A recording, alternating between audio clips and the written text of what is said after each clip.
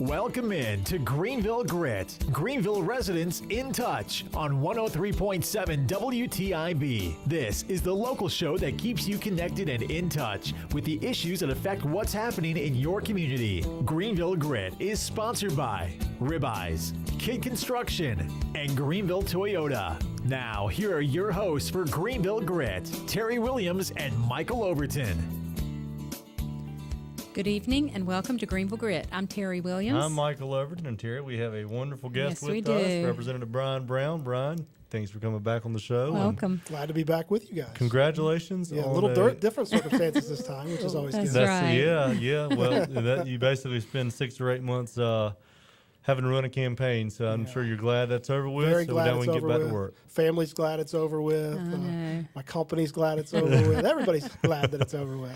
Well, we are, I tell you what, let's go ahead and go into it. You've got a baby coming real soon. Not Like, you, but your wife. Yeah, that would be a news story. Well, I told you that on text. That's He right. said, I'm going to have a baby. I said, well, that's a surprise. I'm not sure how that's going to work out. Yeah, But any day now. Baby number 3 is due.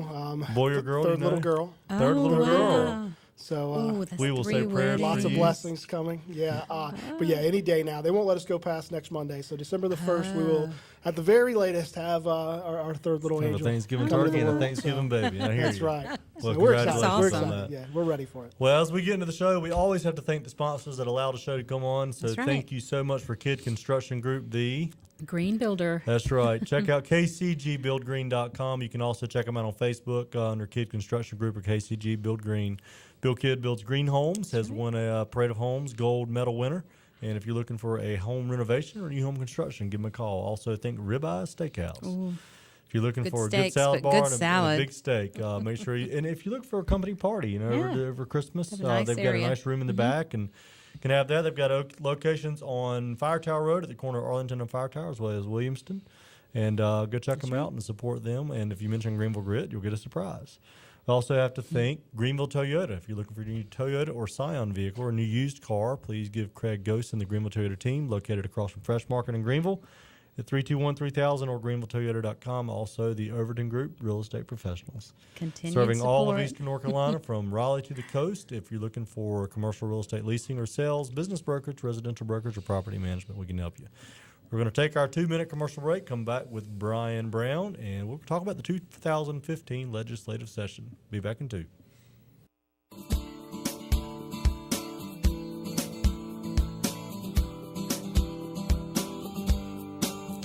Welcome back to the Greenville Grit. I am Michael Overton, along with my co-host Terry Williams, and alongside of us we have House Representative Brian Brown. Thank you so much, Brian, again for coming on the show, and congratulations on the upcoming baby you've got coming up. And I know you guys in your business, Rep Express, are busy this week, Very busy. preparing for Thanksgiving good for your thing. customers, and Yes.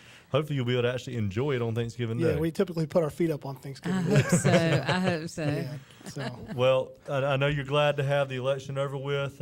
We've got some changes. I believe Republicans lost 2 or 3 seats in the House, I believe. we lost. We from a net change. There was a net change of 3 seats that have went to the Democrats. We still control a supermajority in the House, and then on the Senate side, they actually had a net gain of 1 seat. Yeah, I think that's on right. the Senate side. Yeah. That's right. Okay, so we got a new speaker. Tom We do have a new Tillis speaker, yes. was elected as the Senate for our area, so that's wonderful on the national side. So tell us about who's taking this place. Yeah, this last Saturday, we went to Randolph County to the Randolph Community College campus, which if you haven't been there, it's a beautiful campus and a great facility over in Randolph County. But we elected as Republicans Representative Tim Moore, who is our former Rules Chair in the North Carolina House. Been in the House for many, many years, former Board of Governors member. He's just done some great service to the state of North Carolina. He's from Kings Mountain over in Cleveland County. So, but a great legislator, great friend. I think he'll do some great things statewide. I think that he'll put some focus into Pitt County, and really bring some good positive outlook on the state and a measured hand. So I'm very, very excited. There's no secret that I supported Tim throughout the entire process, and and Tim was supportive of a lot of candidates. He traveled the state throughout the entire election season, not only raising money, but just out simply campaigning. He was here in Pitt County the day before Election Day, on air with me here on Talk of the Town with Henry Hinton, was. I saw that. and we kind of did some traversing a little little bit, and then he moved on to Wake County and some other counties where our seats were a little more in contention, and stood at the polls, passed out literature, was an electioneer. Wow, that's cool. cool. Those are the things you want to see out of a potential speaker, and he definitely has those qualities. So we're real excited about his leadership and our entire leadership team that we elected on Saturday. Well, I think it's part of a concern, as you said, the word measured, and a lot of the concern we've had in the past being in eastern North Carolina, and this also applies to the people in the far western part of the state too, is because we're not in the smile or the upside down frown, if you want to go from Charlotte up to Greensboro back down to Raleigh, we're not in that really strong economic area. Sometimes the middle southern part of the state and the east and the west get left out. So you feel confident that we'll have his support in helping to push Eastern North Carolina forward. I do. I think Tim, for me, when I look back at the past legislative sessions and dealing with some of the issues surrounding East Carolina's Brody School of Medicine, Vidant, he was one of the lead proponents that I was able to go to explain the situation to, and him help me go over to the Senate side and talk to folks like Senator Apodaca and Senator Berger and Senator Harry Brown here in the East as to the importance of it, and help to articulate that message clearly. So he's been highly educated on Pitt County and what we have here. He's been here multiple times to tour and visit and understand what some of the constituents need. But I think, also where he comes from. I know that, Cleveland County is right there around that Mecklenburg area, but Kings Mountain, that whole area is still, it's much like Greenville. It's still it's got some rural aspects to it. So he has that unique perspective. But then we have to kind of look down the leadership team that we've elected. So you have Mike Hager, that is from the western part of the state. That's our majority leader now. You have Representative John Bell, who represents the Lenoir, Greene, and Wayne County here in portions of Craven, actually. So he has 4 counties here in the east that he represents That's a lot of area. as our new majority whip. So we do have that's on the House side? That's on the House side. So Okay. we do have a good swath of representation from across the state that's going to bring some unique perspectives to the grouping. And I think we'll get some great things done this time around. And not that we haven't in the past, we certainly have. But I think bringing in that unique perspective and some folks from the eastern part of the state and western part of the state will do great things for North Carolina. So what sort of issues are you facing when you? Well, first of all, let me back up a minute. Are you in session right now? I mean, you were voting for the new speaker, so that was just something you all were called back to do. That was actually a closed Republican caucus, so a majority caucus of just the Republican members that came to a caucus meeting to elect that speaker, nominations, and elect the speaker as well as the other leadership positions. So at this point, Speaker-elect Moore is a designee. He still has to be confirmed by the rest of the North Carolina House. At this point, it's more of a formality than an obstacle. But we won't be able to officially do that until we come back into session the second week of January. Okay. But there's a lot going on right now. There's a lot of committee work that's going on, a lot of oversight committees from lottery to Medicaid to how we deal with public infrastructure and public utilities and education, and the list goes on and on of the things that we're kind of looking at as a state, so we can kind of define our legislative priorities moving forward. As we start the session in January, which will begin again the second week of January, that we officially go back into session, and we'll spend most of our time on Jones Street. So does the issue that we had with funding for the School of Medicine come up every year? How often? What are we facing again with that? Will that come up again this I guess year? it's reasonable to believe that it'll come up again. I think we've made a lot of headway that I think we could tamp it back down if it does come up pretty quickly without a lot of public interest. I think that we can do that. Keep in mind the House starts the budget this biennium, so I can assure you that those things will not be in the original House budget that we'll release, especially if I have anything to do with that. But we have to continue to fight and educate. From the SIDCA provision, the Set Off Debt Collection Act, there's still a portion of that we would like to go back and negotiate and fix with the Senate to try to restore 100% of that funding versus the 95% or so that we were able to redeem. So we still have that battle that we're facing, but education has been a big portion of what we have attempted to do with some of the members, and I think it's went a long way. So we'll continue to push that. And let's talk about education in 2015. I mean, you one of the things that y'all passed was about a 7% increase for teachers. Not saying all teachers, but average. Average, sure. So what are we looking at for 2015? More of the same. Yeah, more of the same. You know, we want to continue to incentivize good teachers. We want to continue to reform our incentive packages to be more pro-teacher, pro-education, to not only entice good teachers to say, you know what, I want to be a teacher, I want to go into the profession, I want to spend my college tuition on becoming an educator, but once they get in the classrooms, ensuring that they stay in the classrooms and continue to help us, you know, move the state forward from an education basis. And I think we do that by not only incentivizing them through funding, but we incentivize them through the resources that they have available to them within the classrooms. You know, us getting out of the way, stopping people like myself from telling them how to teach, let them get in the classroom, do what they've been educated to do, which is teach our kids. And you know, and the results will speak for themselves if we do that. But if we kind of remove that bureaucracy, remove all of the testing constraints, and allow teachers to educate, you know, teachers are going to find it fun to be in the classroom again, and our kids are going to find it fun to learn again, which is what we have to have happen. You're going to have to do something about third grade testing and assessing. It's overwhelming, and I am really concerned no matter how much money you pay them, Sure. you're going to lose your question. best third grade teachers because it is just too much. No question.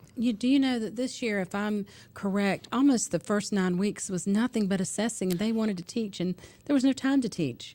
And something does need to be done about that. It does, and you know, there's depending on what school district you're in, there's the variance on how many tests are actually being pushed down on those third grade teachers. But you know, it's a lot. It's a lot for the kids. It is. It's a lot for the student, for the teachers. It's just a lot. Yeah. And we can't have it anymore. And you're talking about 8-year-olds. I know. 8-year-olds, and it's a time that 8-year-olds are either going to say, you know what, I love learning, and I'm going to become a lifelong learner, or they're going to shut down and say, I don't like school, I don't want to learn, and I don't want to be a part of this process anymore. And we've got to redefine that and ensure that these kids, these 8-year-olds, are ready to go in and be engaged and become lifelong learners. We can't do that with over-assessing. I think that one of the things that bothers me the most about is why are we waiting until third grade to figure out that you have to be able to read? Why aren't we backing that up to first grade? I mean, why don't we put some of the learning to read pressure off the third grade teachers to the first grade teachers? And I mean, to me, that just doesn't make sense. They should be learning a whole lot in second and third grade already knowing how to read. So I think that's a real big issue. There should be, yeah. But it also needs some teeth. Yeah. You know, you'd be surprised how many kids that quote unquote still can't read by third grade are still passed along with just a simple right. note in their file, if you will, Yeah. saying, you know, this kid is not achieving at the level that they need to be achieving at. And we're still moving these children along.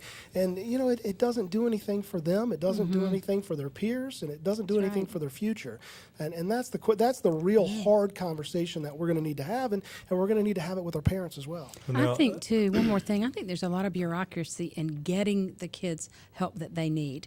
The teachers, you know, seem to have to go through an assessment process that's long and drawn out so that particular child can get the particular help they need, and yet they've got to do all their other work too. And then I think the child suffers. The teachers are suffering because they have so much work to do extra, but the child, we're forgetting there's a child involved there. It's supposed to be about the child. I know, that's already behind That's right. because they have to wait so long to get the assistance or help that they need. right. And that's sad. And then the resources available to them once they actually are identified that they Right. need, you know, the extra Exactly. assistance. So no questions asked. So there's a lot of work to do. still to do. That's And- right. What- But What's I'm very going on with the hopeful. vouchers? That was something that you really pushed for. I know there were some lawsuits. What's the latest on that? We're still in a holding pattern in terms of where we are from the injunction. You know, we're moving forward. The funds have been issued. The kids are, you know, in the classrooms. So have the schools been reimbursed?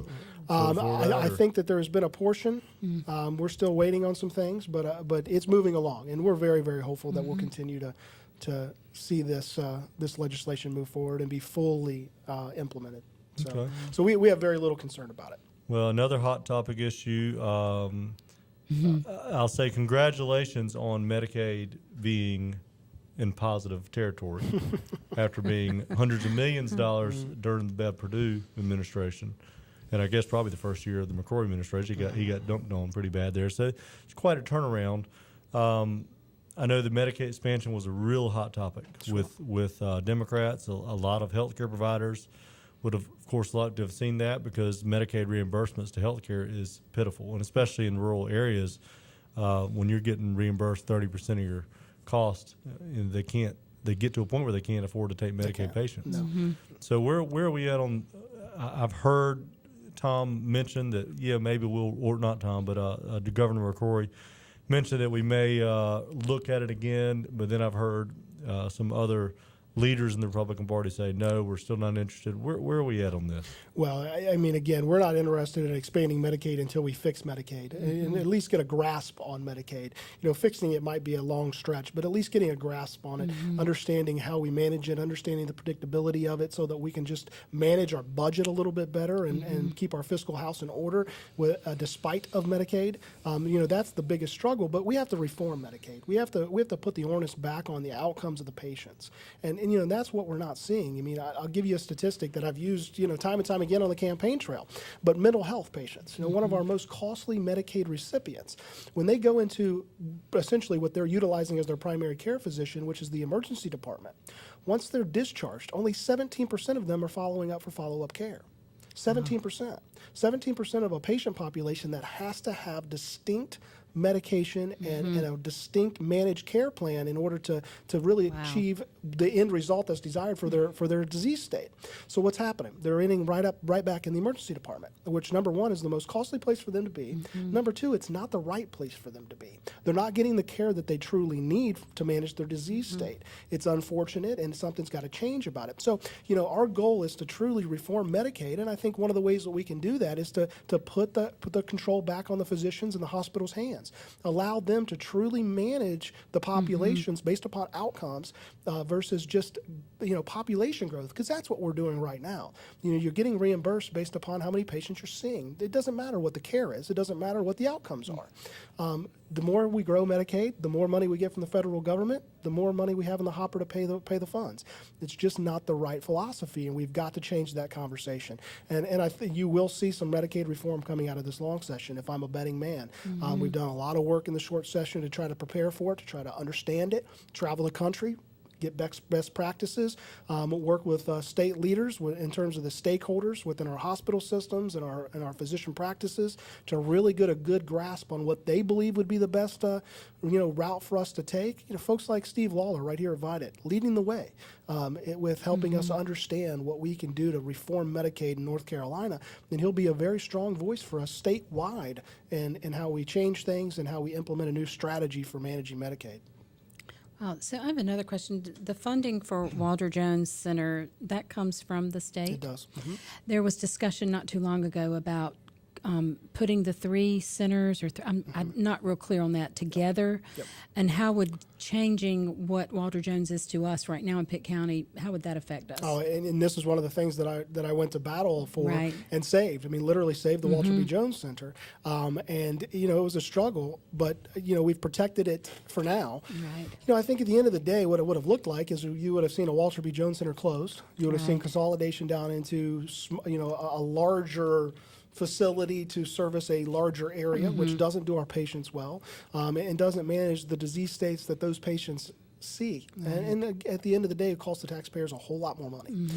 So we need to make sure that we maintain funding for facilities like the Walter B. Jones Center. They do a wonderful job in this community, and you know, like every other, you know, government ran agency or department, it needs some tweaking, it needs some changes, but nothing that we can't address and nothing that we can't streamline and make more efficient and effective. But, you know, closing it is not the answer just to try to save taxpayer dollars. That's not the answer. Exactly. Short-term fix. I think it's probably a good time to take our second commercial break. We'll come back with about 7 minutes left, and we'll wrap up our show. So we will be back in 2 minutes.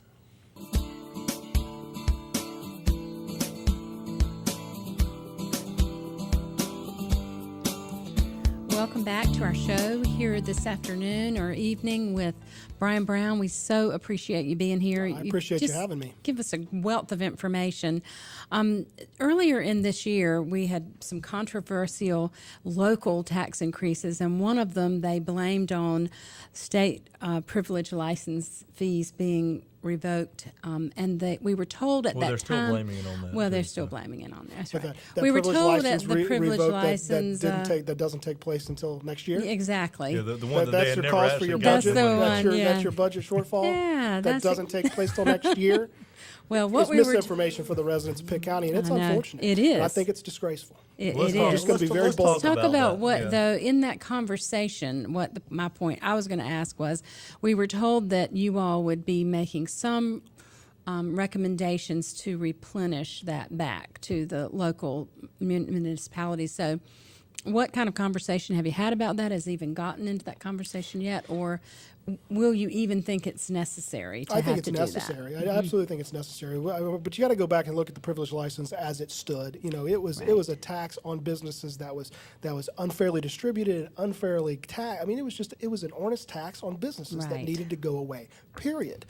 Now, how do we go back and create a tax system? You know, being able to tax our businesses fairly and across the strata that makes sense. That's the goal. Right. You know, and obviously we want to be able to provide our municipalities funding, but not on the backs of an unfair tax for our business community. It's just it's not the right way to do business, not the right way to grow your economy. Right. So those are that's the main reason why we took it away. Now the conversation turns to how do we create a better system, and that's taking place. I'm personally not involved in those conversations. You know, I don't want to make any false claims about that. There's some folks that are a whole lot smarter on taxation than I am that are having those conversations, Right, and right. I definitely think we'll see something probably by the end of the long session that will be feasible and doable for us to Well, maintain. let's and clear it's up priority. too from the people in Greenville, because the term and what has been put out there is that you took it away. Right. But and help me out, Terry, if I got this right. They had voted to increase fees for businesses in the future. This is money that the city had never received. Is that correct? No, The- it had Or had I know they it had had been received some, receiving it. but not Yeah. the increased fees. not the increased fees, correct. And what you it guys was a did is came Greenville. back and said, no, It was this is the Greenville cap. asking for the It was increase. a Greenville specific. There was a That's few right. towns, a few cities across the state that had done it. Greenville Right. was one of them. I'll be honest with you. Greenville caught the attention of a lot of folks in Raleigh. Right. In doing so, especially as everyone knew that this was something that we were looking at. Mm-hmm. So I think they that, knew you were looking at it. So then we go and increase the fees for That's the right. future. So again, just to clarify, we raised taxes on income we had never had.